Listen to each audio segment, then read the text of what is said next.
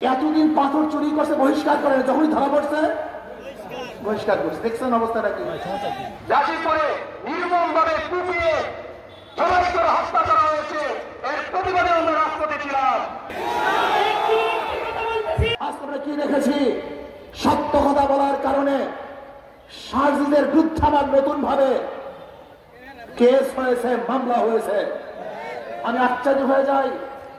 বিএনপির প্রতি আমার করুণা হয়, যাদের দ্বারা চক্ষুদান আজকে তাদের কি তোমরা নিন্দা করতেছ, তাদের বিরুদ্ধে কেস দিয়েছ।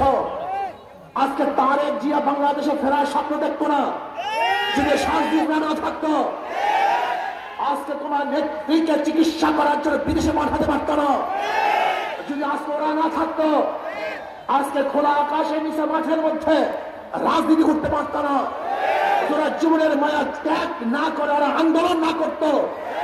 কিন্তু আজকে যাদের মাধ্যমে নেত্রীকে চিকিৎসার জন্য বিদেশে পাঠিয়েছ, তোমার নেতাকে বাংলাদেশে আনার ব্যবস্থা করতেছ, আজকে নির্বিঘ্নে রাজনীতি করার সুযোগ পেয়েছ। আজকে সত্য কথা বলার কারণে সেই সার্জিদের বিরুদ্ধে কেস দিয়েছ।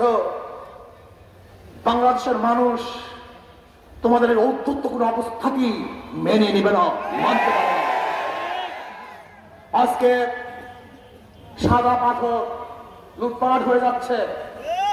আমি বক্তব্য দিয়েছিলাম পাথর কৌড়ি ছেড়ে দেওয়ার জন্য, আমাদের খনিজ পাথর উত্তোলন করার জন্য।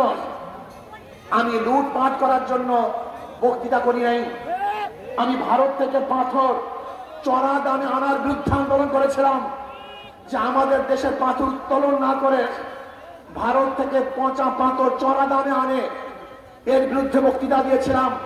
কিন্তু আমাকে আজকে তারা বলতেছে আমার বক্তৃতার কারণেই নাকি তারা পাথর চুরি করেছে। বিয়াকুবের অবস্থা কোথায়? আমি মনে করি পরিবেশ উপদেষ্টা ব্যর্থ হয়েছে। তিনি ব্যর্থ হয়েছেন।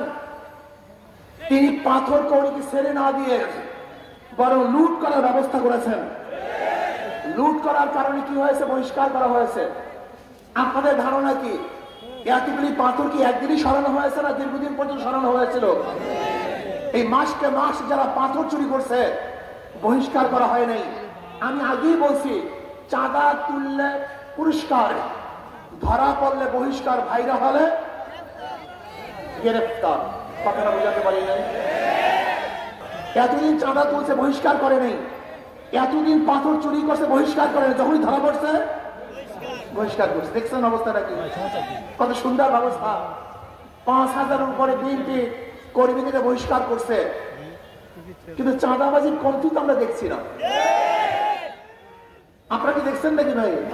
তার মানে এগুলো আইওয়াস, এগুলো বন্ধের কোনো সিস্টেম নেই। যদি চাঁদাবাজি বন্ধ হয়ে যায় তাহলে দলই তো বন্ধ হয়ে যাবে। তাদের রক্তই তো চাঁদাবাজি। জুলাই বিপ্লবের আন্দোলন শুধু একটা নির্বাচনের জন্য হয় নাই। জুলাই বিপ্লব কেন হয়েছিল?